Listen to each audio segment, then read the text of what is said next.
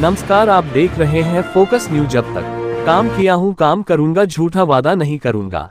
जी हां, ये हम नहीं कहते। उक्त बातें 12 क्षेत्र नंबर 2 से प्रदेश सभा 5 दलीय गठबंधन के साझा उम्मीदवार मोतीलाल प्रसाद कुशवाहा का कहना है।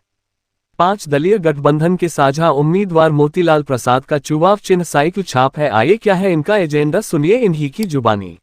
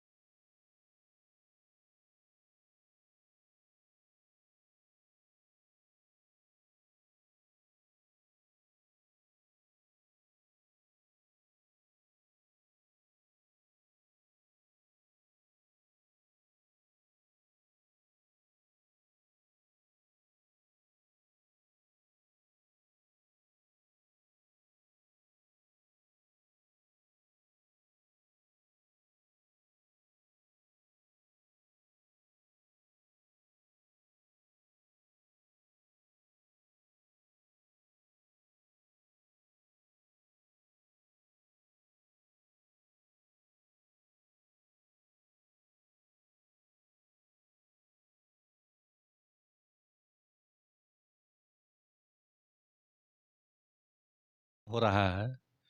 ये एक देश के लिए और देश का जरूरी के लिए चुनाव होने जा रहा है।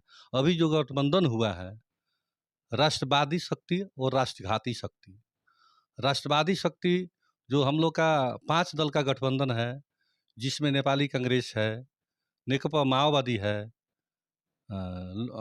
लोकतांत्रिक समाजवादी पार्टी है, इस पार्टी है, माधव नेपाल का पार्टी, और दूसरा जनमोर्चा पार्टी है। ये 5 दल का गठबंधन का हम लोग साझा उम्मीदवार हैं। जैसे कि ये देश में लोकतंत्र ले आने के लिए शुरू में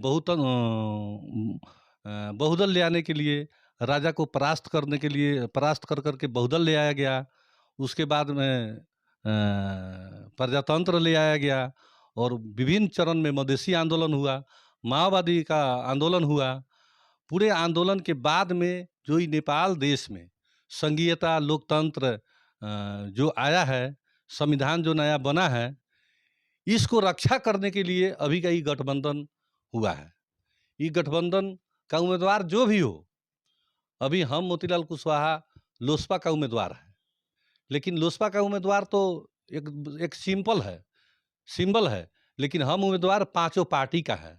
इसलिए इस देश में अभी जो लोकतंत्र पर खतरा करने के लिए हमारा ओली जी, नेकपा एमाले का ओली जी, और आप देखे होइएगा पहले 2064 के आंदोलन में ओली गोली चलाया। किस पर चलाया? तो मधेसियों पर चलाया गोली। मधेश कहने के लिए ओली बोलता था कि बिहार और यूपी मधेश है, नेपाल का तराई भूभाग को मधेश नहीं समझ रहा था। लेकिन उसके बाद जो पार्टी जसपा, यानी कि उपेंद्र यादव का पार्टी था जसपा सारे मधेसियों को सीना पर गोली खिलवाया, और वही मारा गोली जो ओली मारा गोली, जो नेकपा का अध्यक्ष है। लेकिन आज देखिए, कुछ लोग अपने स्वतंत्र के लिए, अपने मतलब कि स्वार्थ के लिए, उन्होंने दोनों आतंकवादी कहिए ना, जसपा का उपेंद्र यादव और ओली, जिसने जिसको गोली मारा वो दोनों आज एक साथ में है।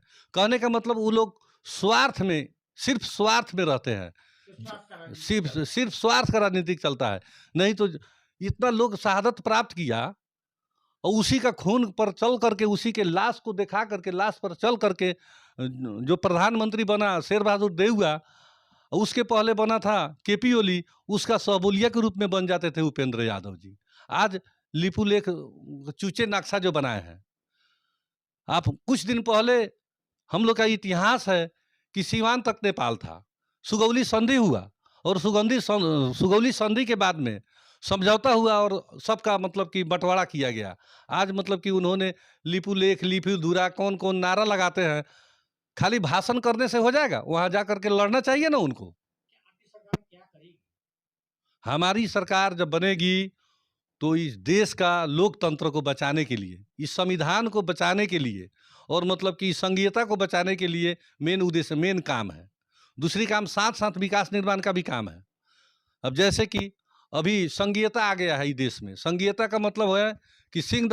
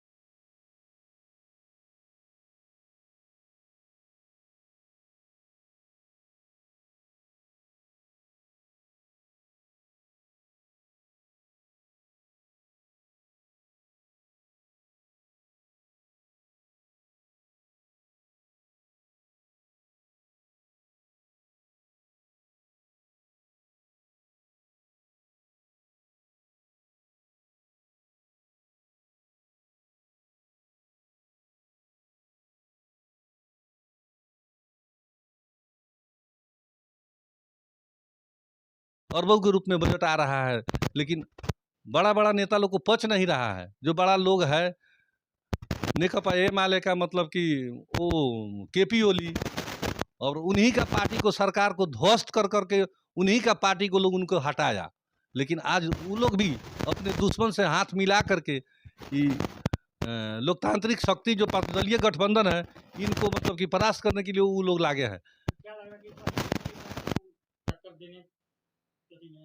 एकदम एकदम ये पूरे देश में पांच दलीय गठबंधन का एकदम बहुमत 2/3 का सरकार बनेगी और सरकार के बाद में इस देश में जो संविधान है, संविधान में बहुत कुछ थपना है, उसको मतलब कि क्लियरफाई करना है। बहुत अधूरा है संविधान।